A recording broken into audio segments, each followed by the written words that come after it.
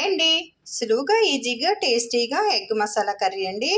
ఈ కర్రీ అన్నంలోనికి, చపాతీలోనికి, పరోటాలోనికి మంచి గ్రేవీతో ఎలా తయారు చేసుకోవాలో ఈరోజు చూపిస్తా అండి. స్టవ్ వెలిగించుకొని 4 గుడ్లని ఉడికించుకోవాలండి. ఇందులోనికి కొద్దిగా ఉప్పు వేసేసుకొని మూత పెట్టి ఉడికించుకుందామండి. మసాలా రెడీ చేసుకుందామండి. మసాలా కోసం 1 ఇంచు చెక్క, 4 లవంగాలు, 1 యాలక వేసుకున్నామండి.